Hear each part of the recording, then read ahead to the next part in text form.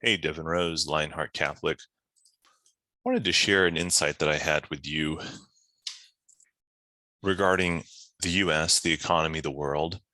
And the question I kept wondering over these years is how on earth do we in the US spend so much money? How are we able to spend so much money, which we don't have, without the whole economy coming crashing down? And I had an understanding of what this is. So we have a system where we can basically, through the hidden tax of inflation, not just on the US, but on the whole world, since the dollar is the world reserve currency, we can take from all of those people. And we have so much money from that that we can use it. We essentially use the world as our heat sink. More on that in a second. And we can give it to unproductive people, unproductive causes, immoral agenda, whatever. We can keep doing that for quite some time.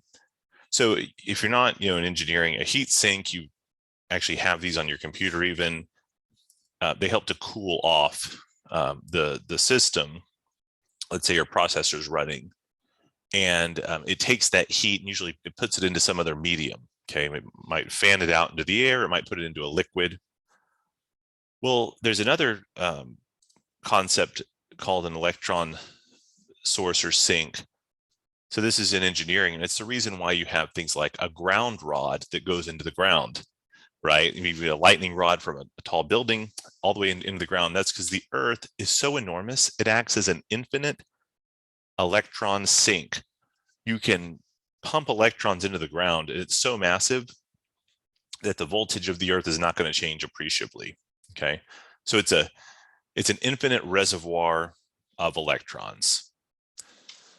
Similarly, the world has acted as an infinite reservoir for us as the world reserve currency printer to print whatever we want, give out to whoever we want. Case in point, think about the stimulus during the lockdown time. Well, people who were taking that free money, going out and buying Louis Vuitton bags, going out and purchasing vehicles, whatever, they were able to do that. Where did that money come from? Well, it was from stealing from everyone in the world, right? Who has to use the dollar. Basically, we can tap into that as an infinite reserve, but it's not infinite. More on that in a second. And then we could use that to buy things that we otherwise couldn't afford. We can fund wars this way.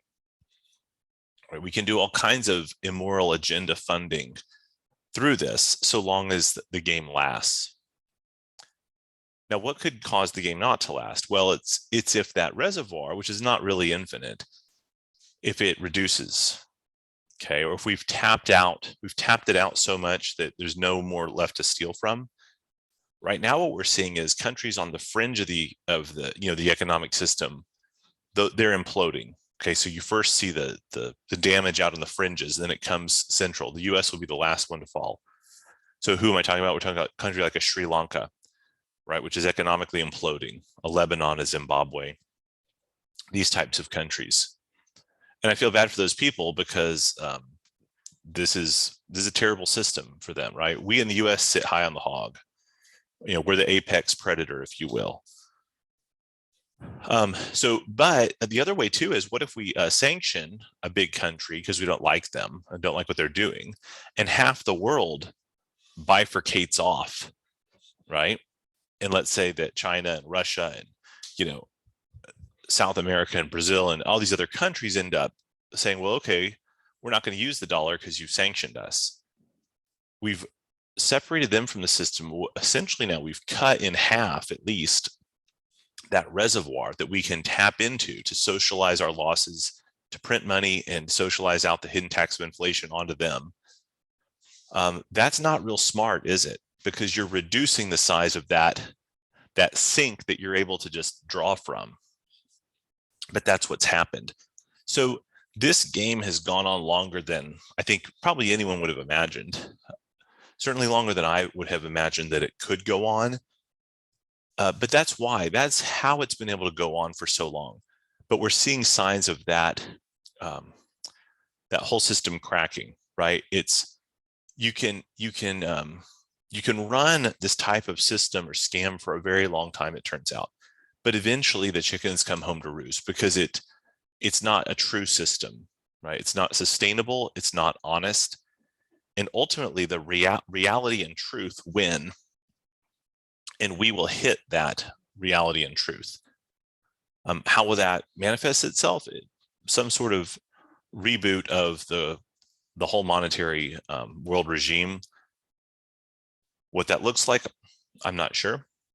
But my personal strategy is to buy things that have a scarcity and don't buy things that can be proliferated and printed and undermined through inflation. So that's your lesson day.